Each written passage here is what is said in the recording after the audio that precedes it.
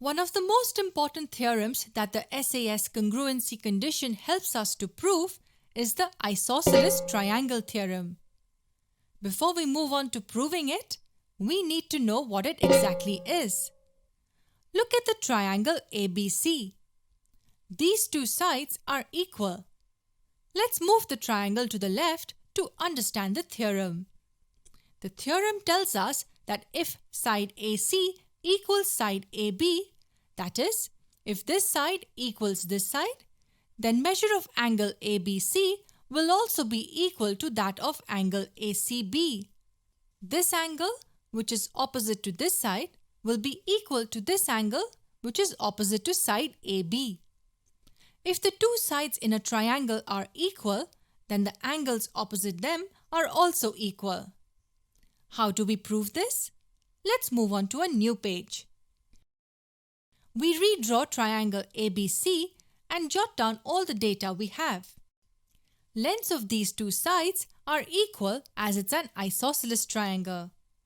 The first thing we should do before we prove something is write down all the data that has been given to us. We have been given that segment AC is congruent to segment AB. The next thing we have to note down is that we have been asked to prove. We have to prove that the angles opposite the equal sides in a triangle are congruent. That is, we need to prove that angle ABC is congruent to angle ACB. Looking at the figure, you would feel that we haven't been provided with any data. Then how are we supposed to prove these two angles equal? The best way to prove any two angles or any two sides congruent is by proving two triangles congruent. So they become corresponding angles and will hence be congruent.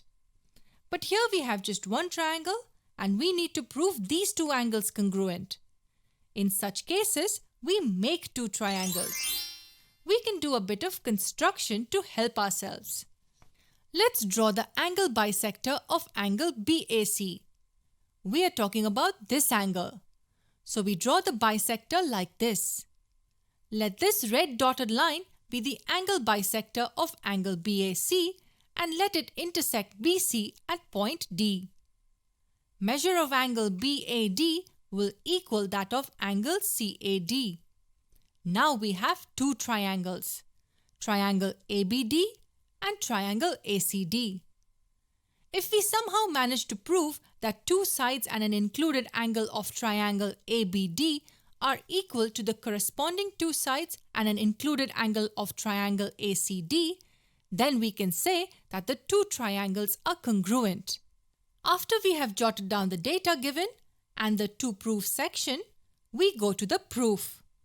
We have to look at triangle ABD and triangle ACD. Have we been given any data about the two triangles? Yes, we have been given that segment AB is congruent to segment AC. Based on our construction, we can also say that angle BAD is congruent to angle CAD. Now this is interesting. We can see that this side is common to both the triangles. We can say that segment AD is congruent to segment AD since it is the common side. Guess what? We just proved that the two sides and the included angles of both the triangles are equal. Side, angle, side. We can say that triangle ABD is congruent to triangle ACD by the SAS axiom. This in turn tells us that angle ABC is congruent to angle ACB since they are corresponding angles of congruent triangles. We proved these two angles congruent.